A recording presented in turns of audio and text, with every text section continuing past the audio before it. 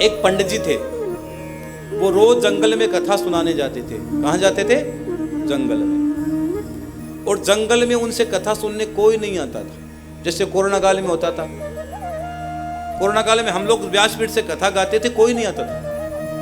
हमारे सामने कैमरे, उस समय हमें आदत भी हो गई, न तो कोई हमारे सामने कथा के लिए सुनने आता, हमारे सामने सीधे कैमरे लगते और मेरे म्यूजिशियन भाई बंधु होते, मेरे एक दो पंडित जी होते और हम रोज कथा गाते। उस समय आप मुझे रोज सुनते। उस समय मेरी दिन में भी कथा आती थी, रात को भी आती थी, बहुत दोनों टाइम कथा आती थी उस समय।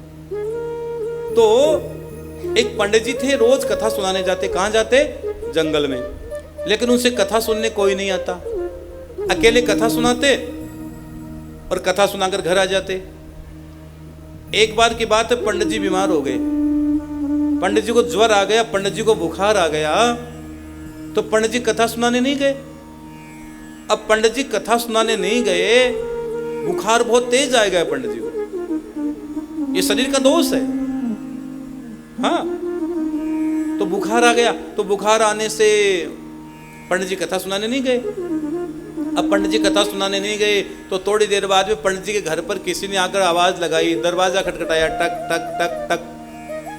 दरवाजा खटखटाया, एक बार खटखटाया, दो बार खटखटाया, 5 बार खटखटाया, फिर ज्यादा दरवाजे खटखटने लगे। एक बार तो एक आदमी ने खटखटाया, फिर ज्यादा लोगों ने खटखटाना स्टार्ट कर दिया। इतने दरवाजे खटखटाने लगे तो कथा कहती है कि ब्राह्मणी ने, पंडितानी जी ने दरवाजा खोल दिया। और जैसे दरवाजा खोला तो उन्होंने कहा कि भैया आप कौन आए हो, क्यों दरवाजा खटखटा रहे हो बार बार? कि भाई हम वो लोग हैं जो रोज पंडित जी से कथा सुनते हैं, हम वो लोग हैं जो रोज पंडित जी से कथा सुनते हैं, आज पंडित जी कथा सुनाने नहीं आए। उन्होंने कहा ब्राह्मण हे महानुभाव, आप अच्छी बात, आप कथा सुनते हो, लेकिन आज पंडित जी को बुखार आ गया है, इसलिए पंडित जी कथा सुनाने नहीं जाएंगे। उन्होंने कहा रुको आप, मैं अंदर जाके मेरे पतिदेव से पूछ के आती हूँ। तो अंदर गई वो, और अंदर जाकर उसने पूछा कि हे स्वामी, जो रोज इनको आप कथा सुनाते हो वो सामने आए हुए हैं, वो घर के बाहर खड़े हैं, आपका इंतजार कर रहे हैं, और वो कह रहे कि पंडित जी आज कथा सुनाने नहीं आए। उन्होंने कहा वहां कथा सुनने कोई आता ही नहीं है, मैं अकेले कथा सुनाता हूँ, कोई नहीं आता है। वो ब्राह्मणी फिर बाहर जाकर बोले कि वो पंडित जी तो कहते कोई नहीं आता कथा सुनने, मैं अकेले कथा सुनाता हूँ। तो उस समय उन्होंने कहा कि हम शरीर से नहीं आ सकते, हम भूत प्रेत, हमारी गति बिगड़ी हुई है, हम भूत और प्रेत की गति में घूम रहे हैं, हमारी दुर्गति हो गई है, भूत है, प्रेत है, पिशाच है, यक्ष है, जो हमारी गतियां जो हमारी बिगड़ गई है, हम भूत प्रेत पिशाच बन के घूम रहे हैं। और पंडित जी से जाकर कह दो, हाथ जोड़ के विनती है कि अगर आज की हमारी कथा छूट गई तो हमारी मुक्ति नहीं होगी। अरे भैया, भागवत में धुंधुकारी था, वो प्रेत बनकर बांस के अंदर आकर छुपा था। और शिव महापुराण में जो पिशाच बना बिंदु के, वो भी उनको तो तुम्बुरों ने बांधा था, पास से बांधकर सामने बिठाकर कथा सुनाई थी।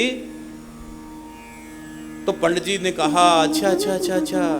तो पंडित जी गए और पंडित जी जाकर पुनः श्रीमद् भागवत कथा सुनाई। तो आप ये मत सोचना कि हम आपको कथा सुनाते हैं, यहाँ तो जर्रे जर्रे को कथा सुनाई देती है, और जर्रे जर्रे में वो नूर का दर्शन होता है, उस दिव्यता का दर्शन होता है। तो कथा को सामान्य मत समझना, ये जीवन का सर्वश्रेष्ठ कालखंड है जिस समय आप भगवान की कथा सुनते हो। एक संत ने लिखा है, 1000 काम छोड़कर भोजन कर लो, लाख काम छोड़कर स्नान कर लो, और करोड़ों करोड़ों काम को छोड़कर प्रभु की प्राप्ति में लग जाओ, भगवान के भजन में लग जाओ। हाँ, भगवान की प्राप्ति में लग जाओ। ये जीवन का सर्वश्रेष्ठ कालखंड आपके जीवन का है। और जितनी देर कथा सुनो, ओम नमः शिवाय का जाप करो या गुरु मंत्र का जाप करो, मन को स्थिर रखो, मन को बाहर मत ले जाओ कि मैं बड़ा हूं, मैं छोटा हूं, मेरा स्टैंडर्ड लेवल किया। कोई नहीं स्टैंडर्ड लेवल, राजा रंग सब एक जगह तुलेंगे वहां जाकर। ये कुछ दिन का झमेला है, ये नाटक थोड़े दिन का है, उसके बाद कुछ नहीं है भैया। वहां भगवान ने सबसे अच्छी वस्तु बनाई कि अग्नि में जो आदमी को जलना है, खत्म कहानी। हाँ, खत्म कहानी क्या है। इसलिए शिव महापुराण कहती है कि हर समय भगवान की कथा हमें जरूर सुननी चाहिए। कथा सुननी भी चाहिए और कथा में करवानी भी चाहिए। जय श्री श्याम। आप सभी श्याम प्रेमियों से नम्र निवेदन है कि पूज्य महाराज श्री जी का यूट्यूब चैनल मनुश्री जी महाराज रत्नगढ़ वाले को सर्च करें, सब्सक्राइब करें, शेयर करें, बेल आइकन दबाएं ताकि महाराज श्री जी की वाणी जन जन तक पहुँचे और सभी को उसका लाभ प्राप्त हो। जय श्री श्याम।